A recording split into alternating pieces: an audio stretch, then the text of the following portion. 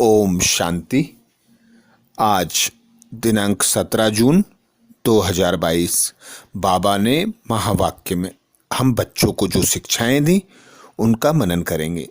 बाबा बोले, मीठे बच्चे, याद में रहे अपने विकर्मों का प्रायश्चित करो तो विकर्मा जीत बन जाएंगे, पुराने सब हिसाब किताब चुकतू हो जाएंगे। याद में रहे अपने विकर्मों की प्रायश्चित करो तो विकर्मा जीत बन जाएंगे, पुराने सब हिसाब किताब चुकतू हो जाएंगे। अर्थात बाबा आते हैं संगम पर हम बच्चों को विकर्मा जीत बनाकर विकर्मा जीत संवत में ले जाने के लिए। तो बाबा कहते संवत होते हैं दो, एक होता है विक्रम संवत, एक होता है विकर्माजीत संवत। दोनों आधा आधा कल्प चलते हैं। विक्रम संवत में हर कर्म विकर्म बन जाते हैं, पाप कर्म होते हैं, क्योंकि रावण का राज्य होता है।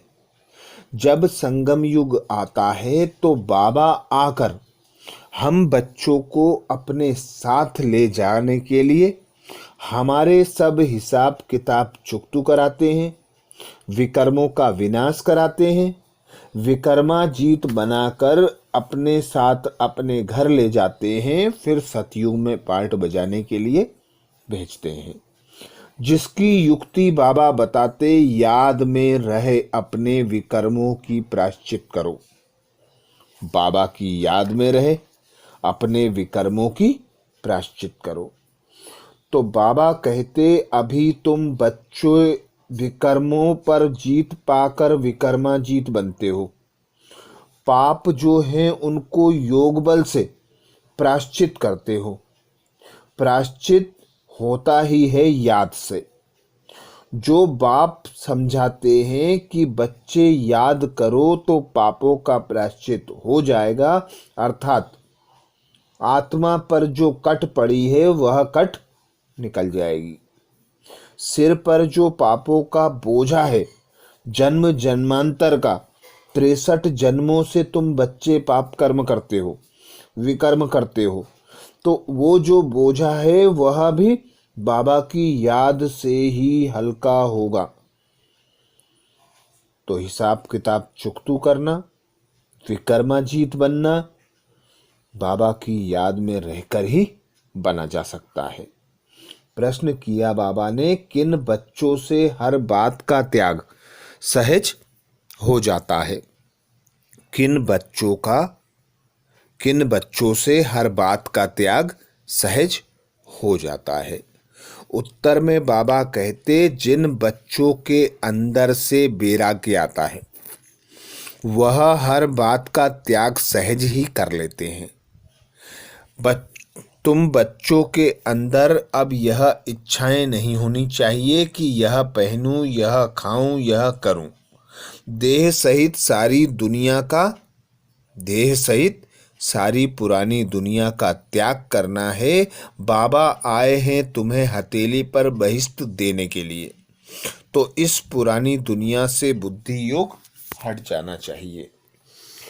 बाबा हमें समझाते, जब कोई नया मकान बनता है तो पुराने मकान से बुद्धि हटती जाती है। हम बच्चों को बाबा बहिश्त की सौगात लाते हैं और बहिश्त में जाने लायक बनाने के लिए बाप टीचर सदगुरु बनकर हमारी पालना करते हैं। तो बाबा कहते, जिन बच्चों को वैराग्य आता है वे सहज ही सब कुछ त्याग देते हैं। इच्छा अविद्या मात्रम बन जाते हैं।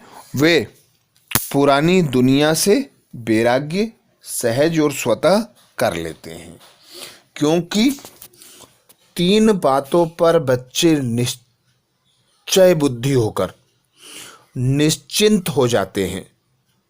निश्चिंत होने वाले बच्चे एक बाप के स्नेह में समा जाते हैं और स्नेह के आधार पर त्याग सहज हो जाता है। तो बाबा आता है कहता है पुरानी दुनिया से, पुरानी देह से, पुराने सुख सुविधा के साधनों से अब उपराम हो जाओ। अब तुम बच्चों को घर जाना है। अब तुम बच्चों को इच्छा मात्रम अविद्या बनना है। ब्राह्मणों का गायन भी है, अब प्राप्त नहीं कोई वस्तु ब्राह्मणों के खजाने में। तो इच्छा मात्रम अविद्या वही बन सकते हैं जो संपूर्ण हो, संतुष्ट हो, सदा अपने को लक्ष्य समान लक्षण धारण कराते हों।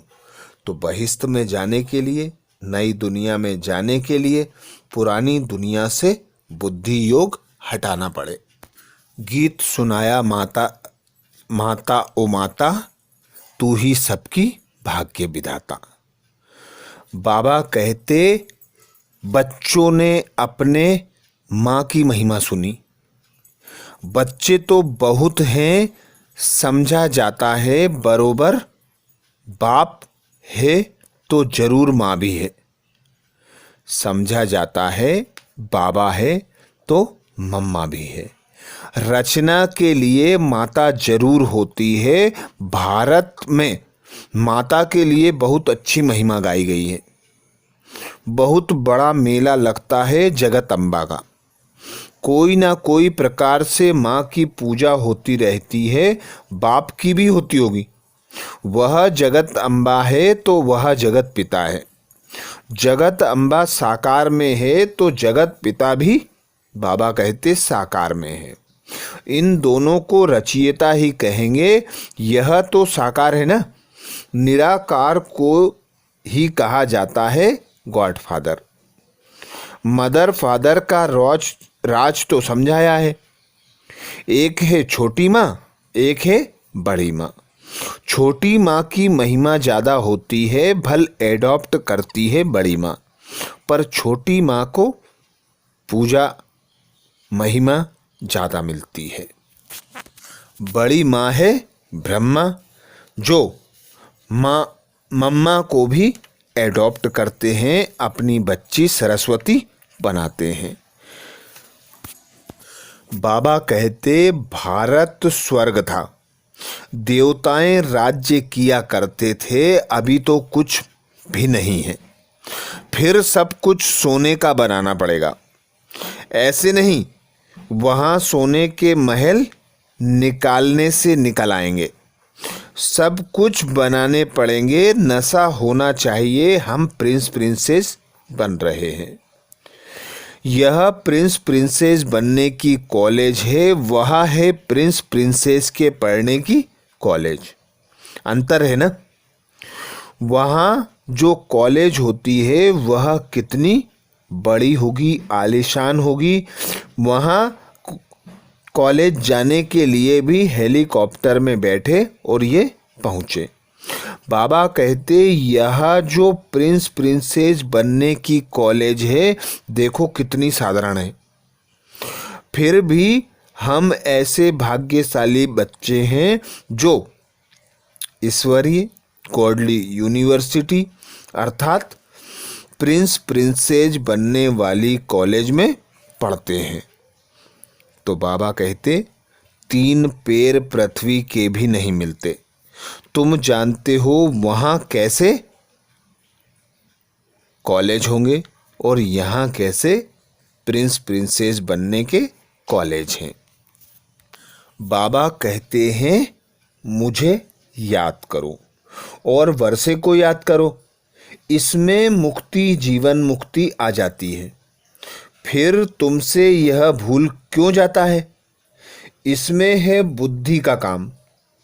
जबान से कुछ भी नहीं बोलना है और निश्चय करना है। हम जानते हैं पवित्र रहे, पवित्र दुनिया का वर्षा लेंगे। इसमें समझने की बात है, बोलने की बात नहीं। हम बाबा के बने हैं। शिव बाबा पतितों को पावन बनाने वाला है। वही कहते हैं मुझे याद करो। इसका अर्थ ही है मन मना भाव। तो बोलने की दरकार नहीं। सूक्ष्म में भी बाबा कहते बोलने की दरकार नहीं। आ जपा जाप चलता रहे अर्थात मन मना भाव।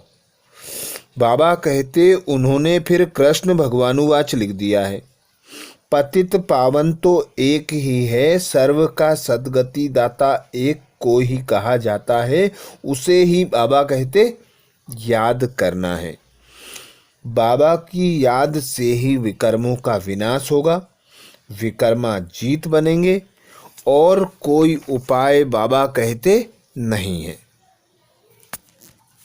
तो अपनी तकदीर को देखो कि हम ऐसी कॉलेज में बैठे हैं जहां भविष्य में प्रिंस प्रिंसेस बनते हैं। फर्क तो जानते हो ना, वह कलयुगी प्रिंस प्रिंसेस, वह सतयुगी प्रिंस प्रिंसेस, वह महारानी महाराजा, वह राजा रानी। बहुतों के नाम बाबा कहते लक्ष्मी नारायण राधे कृष्ण भी रख लेते हैं। फिर पूछो कि लक्ष्मी नारायण और राधे कृष्ण की पूजा क्यों करते हो? नाम तो एक ही है। हाँ, वह स्वर्ग के मालिक थे। अभी तुम जानते हो यह नॉलेज शास्त्रों में नहीं है। अभी तुम समझ गए हो यज्ञ, तप, दान, पुण्य आदि कोई सार नहीं। बाबा कहते अभी तुम समझ गए हो यज्ञ, तप, दान, पुण्य आदि में कोई सार नहीं है, कोई प्राप्ति नहीं होती। ड्रामा अनुसार दुनिया को पुराना होना ही है, मनुष्य मात्र को तमो प्रधान बनना ही है। हर बात में तमो प्रधान, क्रोध, लोभ सब में तमो प्रधान। हमारे टुकड़े पर इतना दखल क्यों? मारो गोली। आपस में लड़ते रहते हैं, एक दूसरे को मारने पर उतारू रहते हैं, एक दो का खून करने में भी देरी नहीं करते। बच्चा समझता है कहाँ बाप मरे और वर्षा मिले। तो ऐसी तमो प्रधान का बाबा कहते ऐसी तमो प्रधान दुनिया का विनाश होना ही है। फिर आएगी नई सतो प्रधान देवी देवताओं की दुनिया। आज बाबा ने हम बच्चों को वरदान दिया। वरदान में बाबा कहते अचल स्थिति द्वारा मास्टर दाता बनने वाले विश्व कल्याणकारी भव। अचल स्थिति द्वारा मास्टर दाता बनने वाले विश्व कल्याणकारी भव। डिटेल में बाबा कहते जो अचल स्थिति वाले हैं उनके अंदर शुभ भावना, शुभ कामना उत्पन्न होती है कि यह भी अचल हो जाए। अचल स्थिति वालों का विशेष गुण है रहम दिल। अर्थात जो बच्चे संपन्न संपूर्ण होते हैं, सर्व प्राप्तियों से भरपूर होते हैं, इच्छा मात्रम अविद्या होते हैं, वे बच्चे निश्चिंत होते हैं, निश्चय के आधार पर निश्चित होते हैं, एक बल एक भरोसे के आधार पर अचल अडोल रहते हैं। तो बाबा कहते ऐसी आत्माएं जो निश्चय के आधार पर निश्चिंत बन जाती हैं, अर्थात निश्चय बुद्धि विजयंती बन जाती हैं, वे आत्माएं यह सदा भाव रखती हैं कि सर्व आत्माएं अचल अडोल बन जाएं, सर्व का कल्याण हो, सर्व के प्रति शुभ भावना शुभ कामना रखते हैं, रहम दिल बनकर रहते हैं। तो बाबा कहते ऐसे बच्चे अचल अडोल बच्चे हैं जो सदा निश्चिंत रहकर सर्व आत्माओं के प्रति शुभ भावना शुभ कामना रखते हैं, रहम दिल बनकर सर्व आत्माओं को हिम्मत देते हैं, आगे बढ़ाते हैं। वे आत्माएं विश्व कल्याणकारी आत्माएं हैं। उनके हर कर्म में, हर बोल में, चाल चलन चेहरे में रहम दिल की भावना नजर आती है। एक एक संकल्प, एक एक बोल, एक एक कर्म में विश्व का कल्याण समाया हुआ होता है। तो हर आत्मा के प्रति सदा दातापन की भावना होती है। बंद कर दें।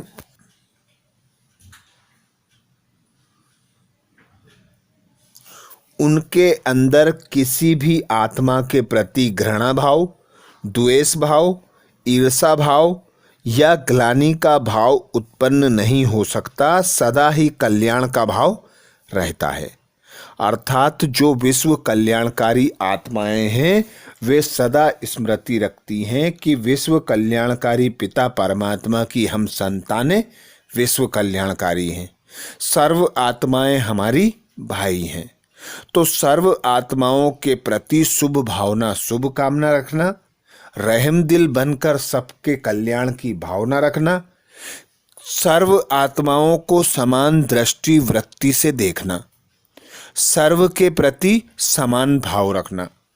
बाबा कहते ऐसी ही आत्माएं विश्व कल्याणकारी आत्माएं हैं। स्लोगन में बाबा कहते शांति की शक्ति ही अन्य के क्रोध अग्नि को बुझाने का साधन है। शांति की शक्ति ही अन्य के क्रोध अग्नि को बुझाने का साधन है। आग से आग नहीं बुझाई जा सकती। बाबा कहते कि दोनों हाथों से ताली बजती है। यदि एक हाथ से ताली बजाएं तो नहीं बजेगी। तो कोई परवश आत्मा है, क्रोध के वश क्रोध अग्नि में जल रही है, तो उसे शांत करने के लिए आप बच्चों को शांत स्वरूप स्थिति में स्थित रहना है। परवश आत्मा समझकर उस पर रहम करना है, शांति का दान देना है, तो उसकी भी क्रोध अग्नि शांति में बदल जाएगी। तो सदा स्मृति रहे हम शांत स्वरूप आत्माएं हैं।